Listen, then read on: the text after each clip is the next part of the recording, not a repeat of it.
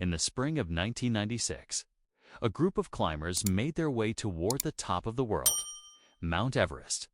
Among them was a woman who would become one of the most controversial figures in mountaineering. History: Sandy Hill Pittman. She was wealthy, glamorous, a socialite from New York. And when disaster struck high on the mountain, the world turned its eyes to her, not with sympathy, but with suspicion. Was she a courageous climber who survived one of Everest's deadliest storms? Or a privileged tourist who endangered others by being unprepared? The headlines were brutal.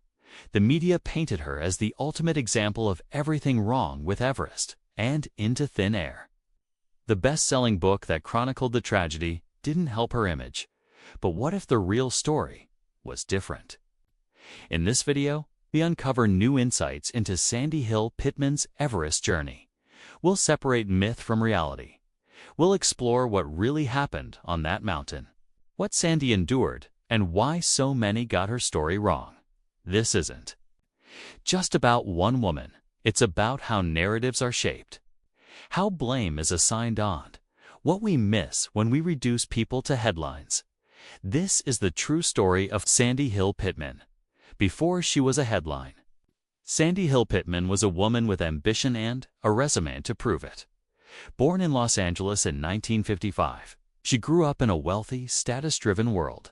She attended UCLA, later transferred to the University of Southern California, and eventually made her way into the high-profile circles of Manhattan's elite by the 1980s.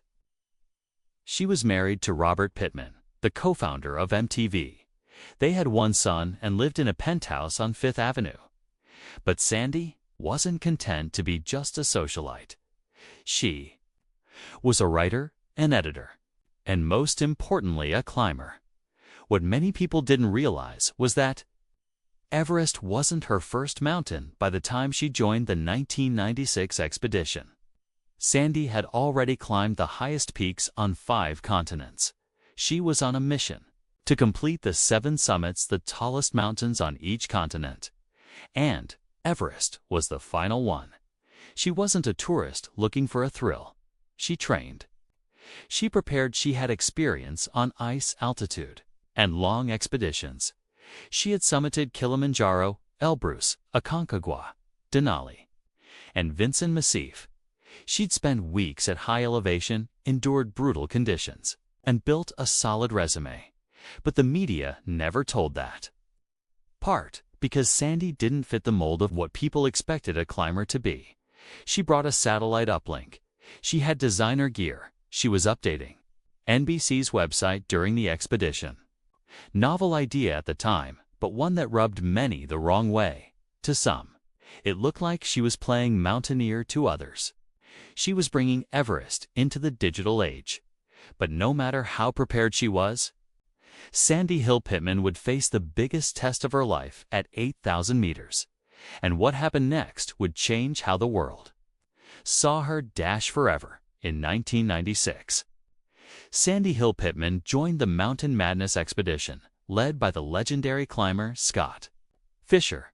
Fisher was charismatic, intense, and known for taking bold clients up big mountains. His company promised a thrilling but safe journey to the top of the world. Sandy wasn't the only high-profile client.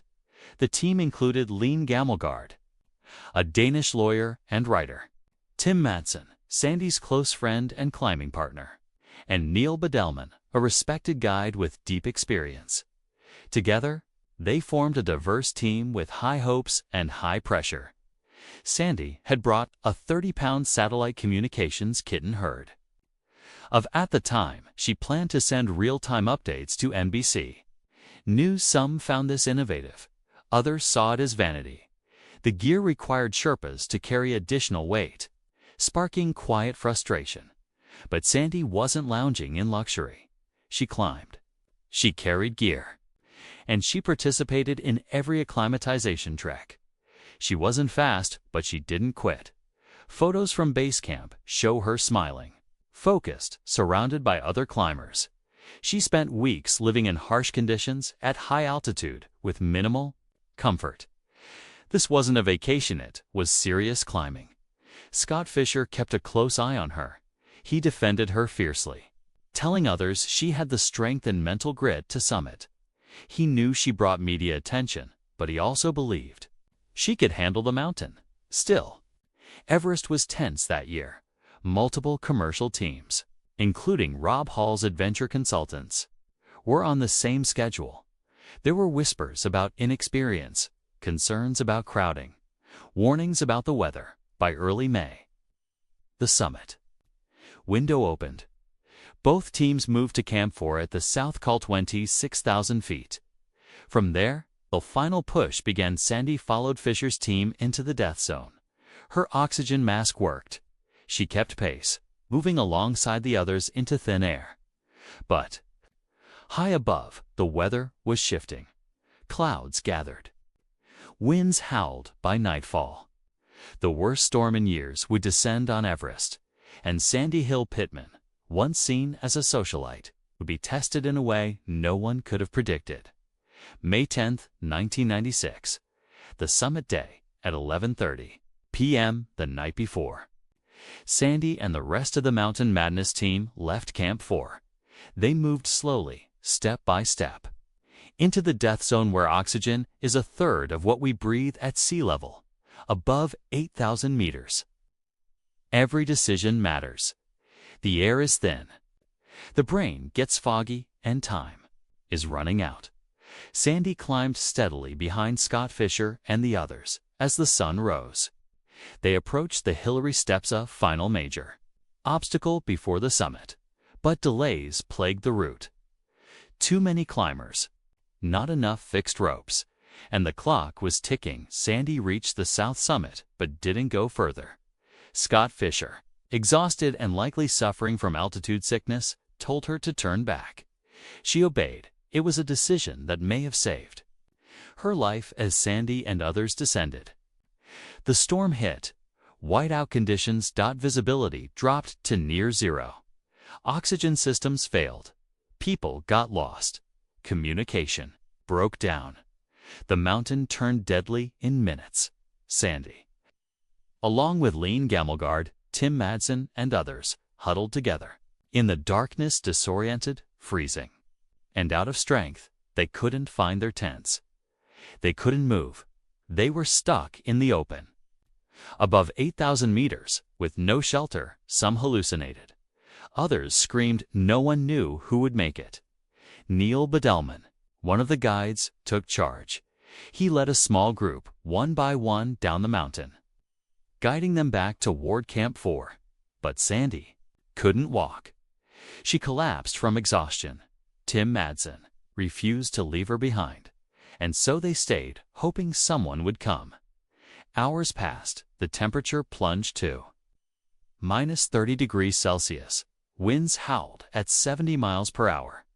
Finally, Sherpas from other teams arrived. They gave Sandy oxygen, revived her, and helped her back to camp. She had survived the night. Barely. Scott Fisher didn't make it. He was found higher up the mountain, lone, too weak to move. That night claimed the lives of 8 climbers, one of the deadliest disasters in Everest history. But Sandy Hill Pittman, she lived, and the moment she did, the world had an opinion. When Sandy Hill Pittman came down from Everest, she wasn't met with applause.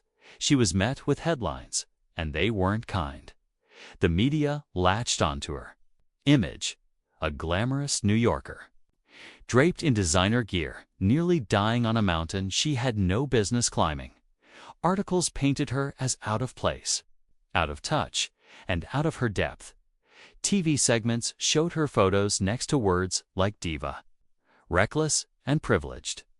She became an easy scapegoat, someone the public could blame for a tragedy they didn't fully understand. Books followed. John Krakauer's Into Thin Air, a best-selling account of the disaster, depicted Sandy as needy, burdensome, and obsessed with documenting her climb for publicity. He described her needing help to change oxygen bottles, suggested her presence was a distraction, and framed her survival as accidental. Never mind that she survived. Never mind that she followed. Orders. Never mind that she didn't abandon anyone. The story was already written. Sandy Hill Pittman was the rich socialite who almost died and almost killed others. She became a symbol of everything wrong with commercialized climbing. Too much money, too little experience, too much ego, and in the rush to tell that story, something else got lost. Truth. There was no mention of the climbs she'd done before. Everest, no credit for turning back before the summit when instructed. No acknowledgement of how she endured a deadly storm at 8,000 meters and walked away alive. Sandy wasn't perfect, but she wasn't the caricature the media made her out to be. She was reduced to a clickbait headline before people ever heard her voice. Few stopped to ask what really happened on that mountain. And who was Sandy Hill Pittman beyond the headlines? In the aftermath, as the media shaped its story, others who were actually on the mountain had their own opinions about Sandy Hill Pittman, and not all of them lined up with what the world was being told. Some climbers were critical.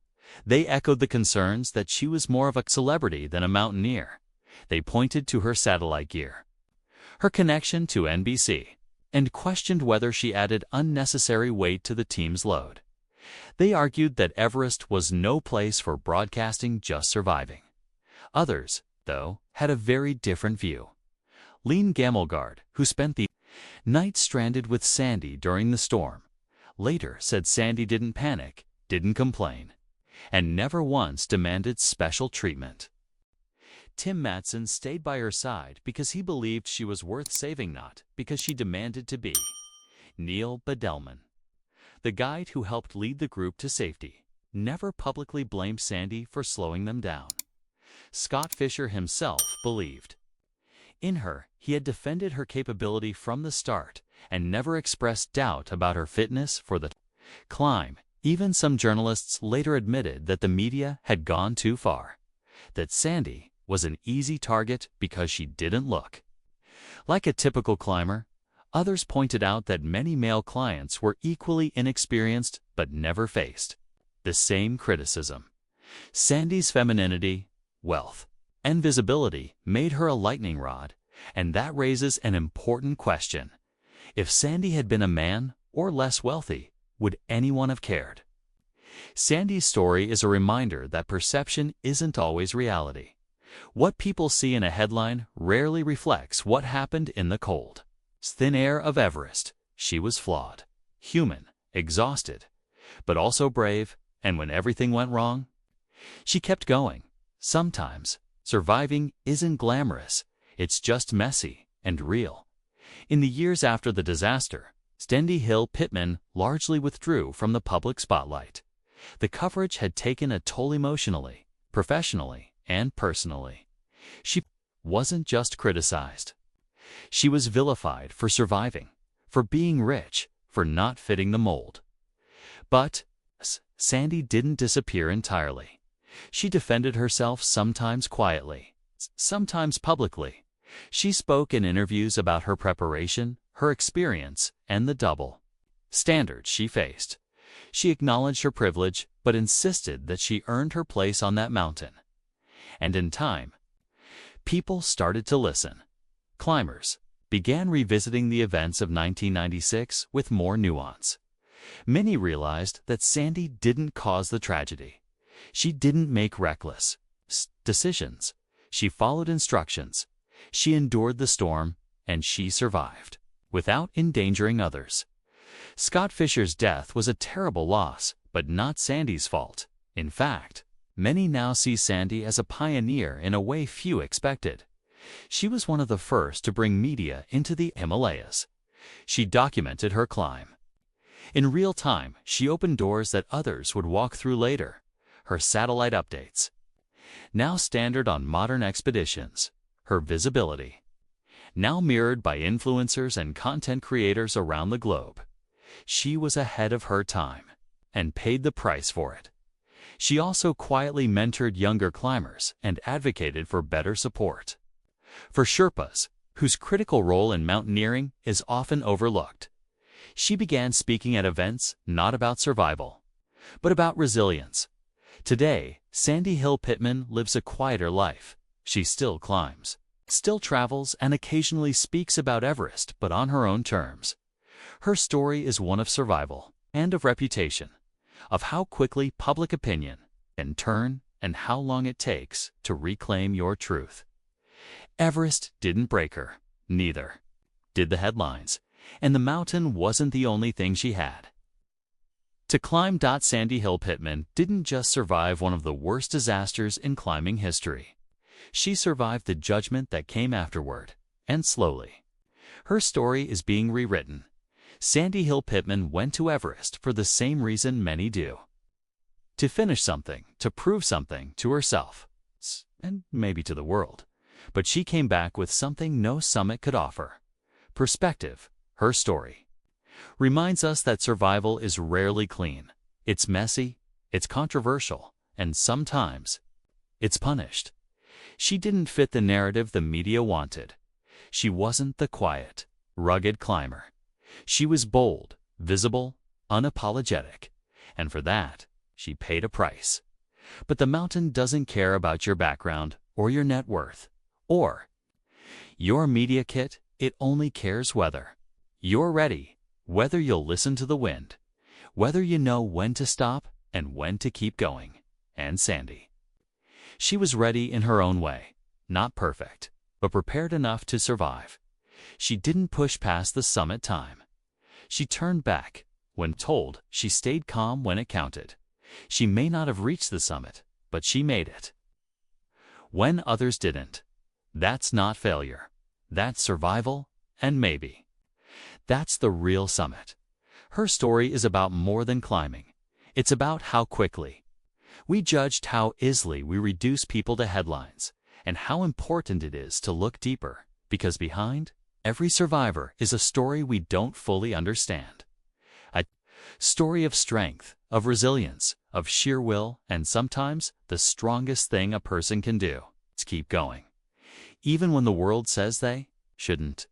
Even when the storm hits. Even when they're already being written off. So here's to those who keep going, to those who survive, even when it's unpopular.